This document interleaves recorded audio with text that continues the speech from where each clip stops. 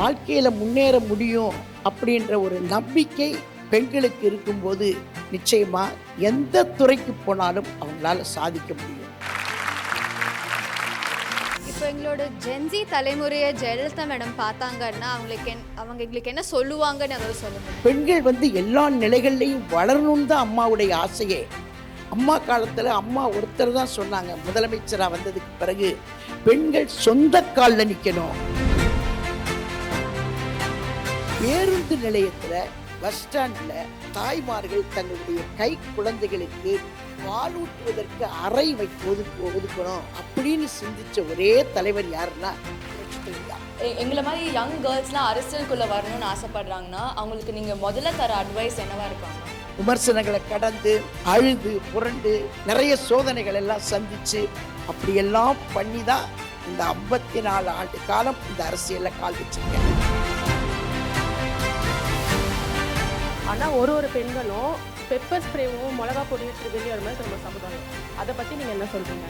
கண்டிப்பாக வச்சுக்கணும். விண்வெளிக்கு போன சுனிதா அவர்கள் ஏதாவது விமர்சனம் பார்த்துருந்தாருன்னா அங்கே போய் இருந்திருக்க முடியாது. இல்லை, கார்த்திகா அவங்க சாதாரண அந்த கண்ணகி நகர் பகுதியில் இருந்தவங்க தான். அவங்க இன்னைக்கு மிகப்பெரிய சாதனையாளராக வந்திருக்கிறாங்கன்னா அவங்களுக்கு நிறைய விமர்சனங்கள் இருக்கும். சாதனை பெண்கள் எல்லாம் நேராக போனோன்னு சாதிச்சுட்டு வர முடியாது. விழுந்து எந்திரிச்சு இதெல்லாம் கடந்து வந்தவங்க தான். நீங்களும் அப்படித்தான் இருக்கணும்.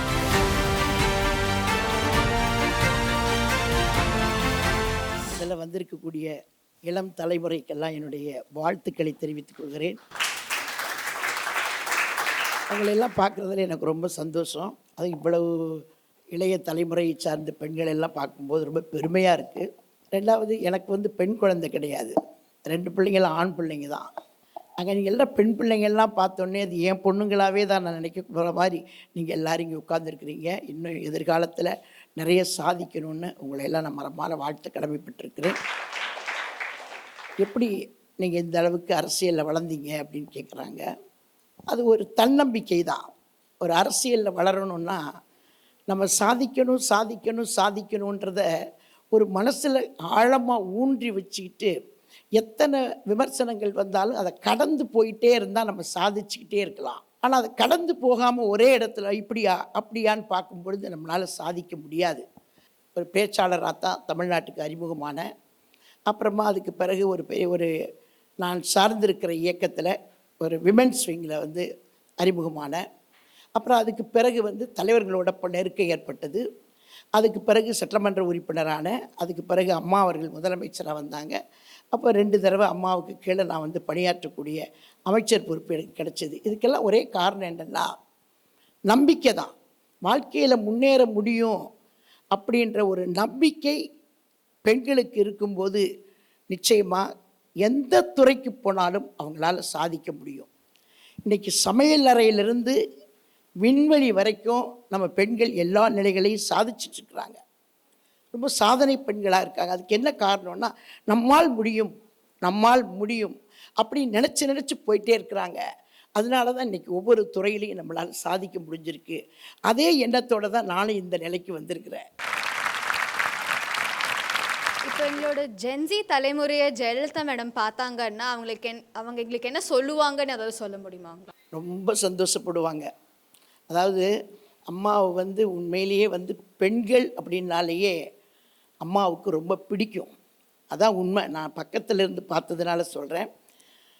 எந்த சாதித்த பெண்ணாக இருந்தாலும் உடனே அவங்கள கூப்பிட்டு வீட்டில் விருந்து கொடுத்து அவங்கள வாழ்த்தி ஆசீர்வாதம் பண்ணி எல்லாருக்கும் தெரிகிற மாதிரி அவங்கள அறிமுகப்படுத்தி வெளியில் கொண்டு வந்த நிறைய பெண் பிள்ளைகளை புகைப்படத்தின் மூலமாக நீங்கள் பார்த்துருப்பீங்க, தொலைக்காட்சியில் பார்த்துருப்பீங்க. ரொம்ப சந்தோஷப்படுவாங்க.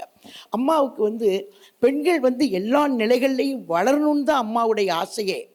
அம்மா காலத்தில் அம்மா ஒருத்தர் தான் சொன்னாங்க, முதலமைச்சராக வந்ததுக்கு பிறகு பெண்கள் சொந்த காலில் நிற்கணும், இன்னொருத்தரை சார்ந்து இருக்கக்கூடாது. ஏன்னா பெண்கள் அப்படின்னாலேயே நாம் ஒருத்தரை சார்ந்தே தான் வாழ்ந்துக்கிட்டே இருந்திருக்கோம். அப்பாவை சார்ந்திருக்கிறோம், அதற்கு பிறகு கணவனை சார்ந்திருக்கிறோம், அதுக்கு பிறகு நம்மளுடைய வீட்டில் இருக்கக்கூடிய பெரியவங்களை சார்ந்திருக்கோம். இறுதி காலம் வரைக்கும் ஒன்று அப்பா, இல்லைன்னா கணவன், இல்லைன்னா நம்முடைய பிள்ளைங்க.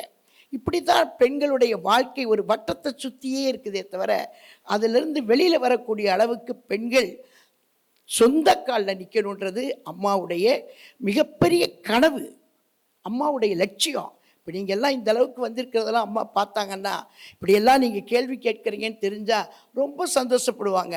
அவங்களும் இது மாதிரி நிகழ்ச்சிகள் எல்லாம் கலந்துக்கணும்னு ஆசைப்படுவாங்க. அதுதான் புரட்சி தலைவி அம்மா. அவங்க அந்த அளவுக்கு பெண்களை ரொம்ப நேசித்தாங்க. நான் பின்னாடி ஏதாவது கேள்வி வரும்போது சொல்கிறேன். பெண்களுக்காக யாருமே சிந்திக்காத திட்டங்களை எல்லாம் புரட்சி தலைவி அம்மா தான் கொண்டு வந்தாங்க. எங்களை மாதிரி யங் கேர்ள்ஸ்லாம் அரசியலுக்குள்ளே வரணும்னு ஆசைப்படுறாங்கன்னா அவங்களுக்கு நீங்கள் முதல்ல தர அட்வைஸ் என்னவா இருக்கும் அம்மா? அவசியம் வரணும். அரசியலுக்கு பெண்கள் வந்தால் தான் இந்த நாட்டை பற்றி எல்லாம் தெரிஞ்சுக்க முடியும். இந்த நாட்டில் நடக்கக்கூடிய பிரச்சனைகள் இதெல்லாம் தெரிஞ்சுக்கணும். தெரிஞ்சு களையிறதுக்கு ஒரு நடவடிக்கை எடுக்கக்கூடிய வாய்ப்பு அரசியலுக்கு வரும்போது தான் வரும். அரசியலுக்கு வரும்போது ஒரு அரசியல் கட்சியை சார்ந்து இருக்கும் பொழுது அப்போ தான் உங்களுக்கு அந்த தைரியமே தன்னால் வரும். ஒரு எதிர்த்து கேட்கணும், எதிர்த்து போராடணும், எதிர்த்து சாதிக்கணும் அப்படின்ற உணர்வு இந்த அரசியலுக்கு வந்திருக்கக்கூடிய பெண்களை பார்க்கும் பொழுது தான் அந்த நம்பிக்கை உங்களுக்கு வரும். அப்போ தாராளமாக நீங்கள் அரசியலுக்கு வர்றதை என்ன மாதிரி வளர்ந்தவங்க கண்டிப்பாக நிச்சயமாக உங்களையெல்லாம் மனதார வரவேற்கிறோம் நாங்கள். இப்போ பெண்கள் நிறைய சமூக வலைத்தளங்கள்லையும் ரொம்ப பிரபலமாயிட்டு வராங்க. நம்ம அதில் கண்டென்ட் போடும்போது ரொம்ப தைரியமாக பேசுகிறோம், ரொம்ப தைரியமாக நம்மளுடைய கருத்துக்கள் எல்லாத்தையும் வெளியில் கொண்டு வரோம்.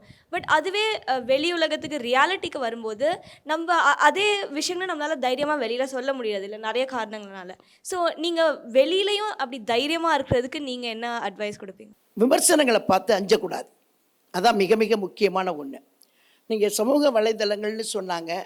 இந்த சமூக வலைதளங்களில் எல்லாத்தையுமே முழுமையாக நம்பிட முடியாது. அதில் பாதி உண்மை இருக்கலாம், பாதி பொய் இருக்கலாம்.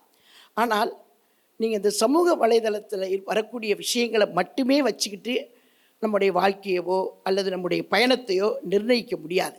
கிட்டத்தட்ட நான் அரசியலுக்கு 54 ஆண்டுகள் ஆயிடுச்சு. 54 வருஷம் நான் பாலிடிக்ஸில் காலடி எடுத்து வச்சு 54 வருஷமும் விழுந்து எந்திரிச்சு விழுந்து எந்திரிச்சு விமர்சனங்களை கடந்து அழுது புரண்டு நிறைய சோதனைகள் எல்லாம் சந்தித்து அப்படியெல்லாம் பண்ணி தான் இந்த 54 ஆண்டு காலம் இந்த அரசியலில் கால் வச்சுருக்கேன். நீங்களும் அப்படித்தான். தூக்கி போட்டுட்டு நீங்கள் போயிட்டே இருங்க, லட்சியத்தை அடையலாம். விண்வெளிக்கு போன சுனிதா அவர்கள் ஏதாவது விமர்சனம்னு பார்த்துருந்தாருன்னா அங்கே போய் இருந்திருக்க முடியாது. இல்லை, கார்த்திகா அவங்க சாதாரண அந்த கண்ணகி நகர் பகுதியில் இருந்தவங்க தான். அவங்க இன்றைக்கி மிகப்பெரிய சாதனையாளராக வந்திருக்கிறாங்கன்னா அவங்களுக்கு நிறைய விமர்சனங்கள் இருக்கும். சாதனை பெண்கள் எல்லாம் நேராக போனோன்னே சாதிச்சுட்டு வர முடியாது. விழுந்து எந்திரிச்சு விழுந்து எந்திரிச்சு இதெல்லாம் கடந்து வந்தவங்க தான். நீங்களும் அப்படித்தான் இருக்கணும். நீங்கள் எல்லாருமே அப்படி தான் இருக்கணும். அப்படி இருந்தீங்கன்னா தான் நீங்கள் விரும்பி எடுத்துக்கிட்டு இருக்கிற துறையிலிருந்து முன்னேறி கண்டிப்பாக போவீங்க. என்னுடைய வாழ்த்துக்கள். இப்போ இருக்க ஜென்சி தலைமுறையில நீங்க ஒரு பொண்ணா இருங்க, உங்க இன்ஸ்டா பயோல உங்களை எப்படி வர்ணிப்பீங்க? ஒரே வார்த்தையில் சொல்லணும்னா புரட்சி தலைவி அம்மாவுடைய உண்மையான விசுவாசி. நீங்க ஸ்டைல கட்டியிருக்க ஸ்டைலே ஒரு தனி கம்பீரமா இருக்கு. இப்போ இருக்க பெண்கள் எல்லாருமே வெஸ்டர்ன் ட்ரெஸ் போடுறதுல ரொம்ப ஆர்வம் காட்டுறாங்க. ஒரு பெண்ணோட ஆடைக்கும் அவங்க மேல இருக்கிற மரியாதைக்கும் ஏதாவது சம்மந்தம் இருக்காமா? ஆடையை வச்சு யாரையும் மதிப்பீடு செய்ய முடியாது. இது சில பேர் கைத்தறி ஆடையை கட்டுவாங்க, சில பேர் பட்டுப்புடவை கட்டுவாங்க, சில பேர் சாதாரண சிந்தட்டிக் கட்டுவாங்க. இது அவங்கவங்க விருப்பத்தை பொறுத்தது. இன்றைக்கி இருக்கிற தலைமுறைக்கு நாங்களும் உங்கள் வயசில் நீங்கள் உங்கள் வயசில் நான் இருக்கும்போது நீங்கள மாதிரி ட்ரெஸ் பண்ணிக்கணும்னு நினச்சேன். ஆனால் கிட்டத்தட்ட 60 வருஷத்துக்கு முன்னாடி இதெல்லாம் இந்த மாதிரி நாகரிகம்லாம் வளரலை. அன்னைக்கு இந்த நாகரிகம் இருந்துச்சுன்னா நாங்களும் வந்திருப்போம், அதே நிலையில் தான் இருந்திருப்போம். ஆனால் இன்றைக்கி உங்களுடைய விருப்பம், அது உங்களுடைய ஸ்டைல். இந்த தலைமுறை இப்படி தான் தங்களுடைய உடையை நாங்கள் ஃபாலோ பண்ணுவோம், நாங்கள் இப்படி தான் பார்த்துக்குவோம், இப்படி தான் போடுவோம் அப்படின்ற மாதிரி அது உங்களுடைய தனிப்பட்ட விருப்பம். இந்த காலத்தில் பெண்கள் எல்லாம் கரியர் தான் ஃபஸ்ட்டு, அதுக்கப்புறம் தான் கல்யாணம்னு சொல்கிறாங்க. நீங்கள் எந்த பக்கம் இருக்கிறீங்க? நீங்கள் ஃபஸ்ட்டு இதான் இருக்கணும்னு சொல்லிட்டு நீங்கள் என்ன நினைக்கிறீங்க? அதாவது முதல்ல பெண் பிள்ளைகள் படிக்கணும். ஒரு வாழ்வாதாரம் ஒரு பெண்ணுக்கு வரணும்னா அவங்க படிக்கணும். இல்லை திருமணம் பண்ணதுக்கு பிறகு படிக்கலாம் அப்படின்னா அது முடியவே முடியாது. ஒரு வாழ்க்கைன்ற ஒரு வட்டத்துக்குள்ளே போய் நீங்கள் நின்றுவீங்க. நின்றுட்டா இந்த வாழ்க்கையில் இருக்கக்கூடிய தினந்தோறும் உங்களுடைய வேலை, வீட்டில் இருக்கவங்களை சந்தோஷப்படுத்தணும், வீட்டில் இருக்க பெரியவங்களுக்கு சர்வீஸ் பண்ணணும். இந்த மாதிரி சிந்தனைகள் தினந்தோறும் மன ஓட்டம் போடும்போது படிக்க முடியாது.